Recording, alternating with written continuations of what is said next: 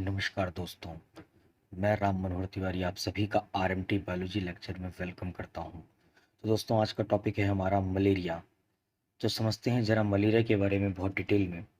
ठीक है दोस्तों, तो सबसे पहले हम बात करते हैं मलेरिया। तो ये जो मलेरिया वर्ड है ना, ये मैल यानी कि बैड, और एक वर्ड है यहाँ पे एयर यानी कि बैड एयर के नाम से सबसे पहले इसको जाना जाता था, बैड एयर के नाम से।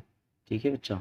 तो अगर हम मलेरिया के बारे में बात करें तो it is caused by a toxin produced in the human body by the malarial parasite Plasmodium. तो प्लाज्मोडियम की वजह से मलेरिया होता है। लेकिन मलेरिया फैलाने का काम कौन करता है?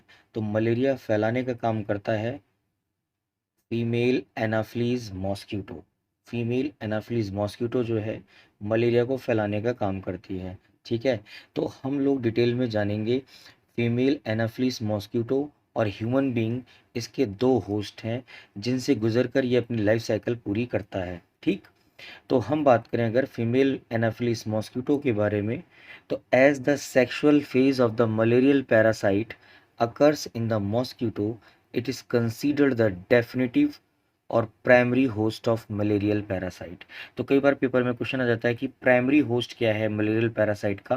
तो प्राइमरी होस्ट की अगर हम बात करते हैं तो क्या है वो? फीमेल एनाफिलिस मॉस्किटो है प्राइमरी होस्ट।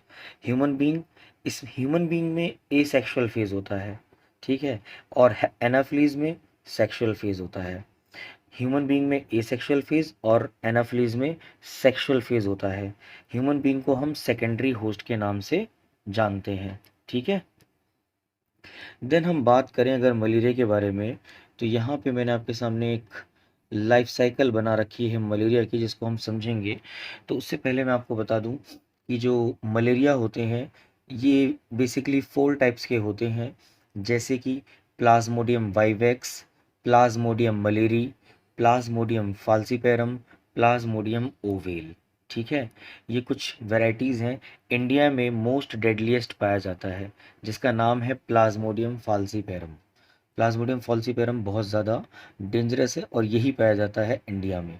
ठीक है बच्चे, तो अगर हम बात करें मलेरिया के सिम्टम के बारे में, तो लगभग मलेरिया का सिम्टम जो है, अगर बात करें तो जिस दिन मॉस्किटो काटता है उसके लगभग 14 डेज़ के अंदर अंदर उसके सिम्टम जो हैं डिस्प्ले होना चालू हो जाते हैं। ठीक है, क्या क्या देखने को मिलता है इसके अंदर भाई? जब मलेरिया होता है किसी को तो एक थकावट सी रहती है, भूख नहीं लगती। ठीक है, स्लीपलेसनेस, नींद इतनी अच्छी नहीं आती। ठीक है, मस्कुलर पेन रहता है, हेडेक रहता है, एक ठंड लगकर इसमें बुखार आता है जो मेन इसका सिम्टम है। ठीक है ना, कैरेक्टरिस्टिक सिम्टम्स यही है कि बहुत ज़्यादा ठंड लगकर बुखार आता है इसमें। ठीक है, और उसके बाद अगर हम बात करें इसमें लाइफ साइकिल में, जो कि पेपर के लिए बहुत ही इंपॉर्टेंट है, ये 3 to 5 मार्क्स में ये पेपर में आ सकता है, 3 मार्क्स में या फिर 5 मार्क्स में अगर हम बात करें तो लाइफ साइकिल ऑफ प्लाज्मोडियम को जाने तो पहला ये वाला पार्ट आप देख रहे होंगे जो मैं डायग्राम दिखा रहा हूँ। इस साइड वाला जो पार्ट है, जिसको हम लोग पिंक कलर से दिखा दें, ये वाला रीजन ह्यूमन बीइंग का है। तो ह्यूमन बीइंग में क्या होता है? एसेक्सुअल रिप्रोडक्शन होता है। तो सबसे पहले हम बात करें कि लाइफ साइकिल जो है मैन के अंदर कैसी होती है प्लाज्मोडियम की। तो सबसे पहला जो पॉइंट है इसमें इम्पॉर्टेंट, वो है कि आपने देखा कि when the mosquito bites another man, क्योंकि कहीं ना कहीं से तो स्टार्ट करना है भाई। तो when the mosquito bites another human, sporozoites are injected with the bite. तो जब भी कोई मॉस्किटो किसी हेल्दी पर्सन को काटता है, ठीक है, जब भी मॉस्किटो किसी हेल्दी पर्सन को काटता है तो वो अपनी इन्फेक्टिव स्टेज यानी कि स्पोरोजोइट उसके हैंड में या जहाँ भी उसने बाइट किया है उस जगह पर छोड़ देता है। ठीक है, तो the infective stage of Plasmodium is the sporozoite stage which is injected into the blood of the man by the female anopheles।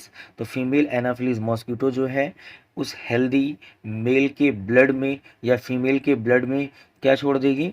Sporozoite. Right, तो हेल्दी ह्यूमन के ब्लड में फीमेल एनाफिलीज मॉस्किटो अपना इन्फेक्टिव स्टेज यानी कि sporozoite को छोड़ देती है। ठीक है, दूसरे नंबर पे क्या होता है बेटा? From the human blood sporozoite reaches the liver cells. तो आप देख सकते हैं डायग्राम में क्लियरली कि यहाँ मॉस्किटो ने काटा हाथ में, उसके बाद ये जो इन्फेक्टिव स्टेज इसकी स्पोरोजोइट थी ब्लड में पहुंची, तो ब्लड से धीरे धीरे कहाँ पहुंचेगी, पैरासाइट यानी कि sporozoite reaches the liver through the blood, लिखा हुआ है डायग्राम में, ठीक है। Sporozoite reaches the liver through the blood.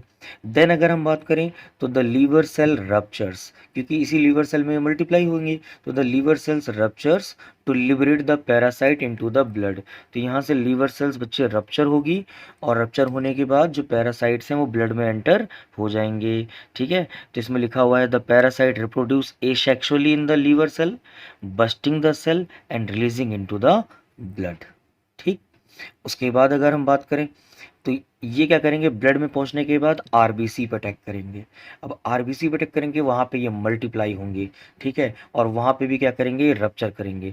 तो बच्चे जैसे ही आरबीसी में पहुंचते हैं और आरबीसी को रप्चर करते हैं, तो वहीं पे एक टॉक्सिन रिलीज होता है जिसका नाम है hemozoin, bursting the red blood cells and causing cycle of fever and other symptom. तो जैसे ही रेड ब्लड सेल बस्ट होती है, जैसे ही रेड ब्लड सेल बस्ट होगी, तो क्या रिलीज होगा वहाँ पे, अगर हम बात करें तो हीमोजोइन नाम का सब्सटेंस जो है रिलीज होता है, ठीक है, हीमोजोइन सब्सटेंस रिलीज होता है। तो आप लिख सकते हैं हीमोजोइन सब्सटेंस, ठीक है।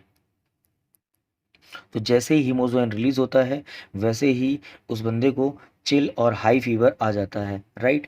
उसके बाद आप देख सकते हैं यहाँ पर कि लीवर सेल की और अगर हम रेड ब्लड सेल की बात करें तो the development of gametocytes takes place in the RBCs which are of two types, male gametocytes और फीमेल गैमेटोसाइट्स।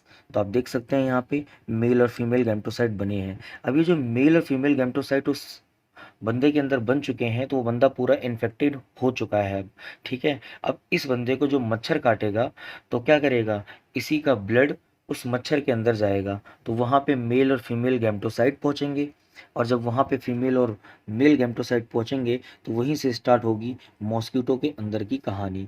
तो क्या होता है बच्चे, जैसे ही कोई दूसरी फीमेल एनाफिलिस मॉस्किटो उस इन्फेक्टेड ह्यूमन होस्ट का ब्लड रिसीव करेगी, तो क्या होगा, उस मॉस्किटो के स्टमक में, उस मॉस्किटो के स्टमक के अंदर, बेसिकली स्टमक में होता है, तो उस मॉस्किटो के स्टमक में ये पहुंच जाएंगे बच्चे, और वहाँ पे इनका फर्दर डेवलपमेंट होगा, और यहीं पे इसके गैमेट्स जो है फ्यूज़ हो जाएंगे, जो मेल फीमेल गैमेट आए थे, और जाइगोट बना देंगे, ठीक है। फिर जाइगोट के अंदर क्या होगा, फर्दर डेवलपमेंट होगा, जिससे कि आगे चलकर स्पोरोजॉइड बनता है, ठीक है।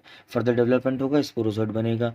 This sporozoite after liberation from the stomach wall move to different organ in the body cavity, ठीक है ना। तो ज़्यादातर अलग अलग बॉडी कैविटी में पहले स्टमक में डेवलप होते हैं, और फिर कहाँ पहुँच जाते हैं, अलग अलग बॉडी कैविटी में, जैसे स्लेवरी ग्लैंड में पहुँच गए, या बॉडी के किसी और पार्ट में मॉस्किटो के पहुँच गए। फिर जब यही मॉस्किटो दोबारा किसी हेल्दी पर्सन को काटेगा, तो वो अपना स्पोरोजॉइट उस हेल्दी पर्सन में छोड़ देगा, और इसी तरीके से मॉस्किटो की साइकिल जो है चलती रहेगी, चलती रहेगी, ठीक है। तो अगर हम बात करें मलेरिया को कंट्रोल करना है, तो उसके लिए एक मेडिसिन आती है क्विनेन, ठीक है बच्चों।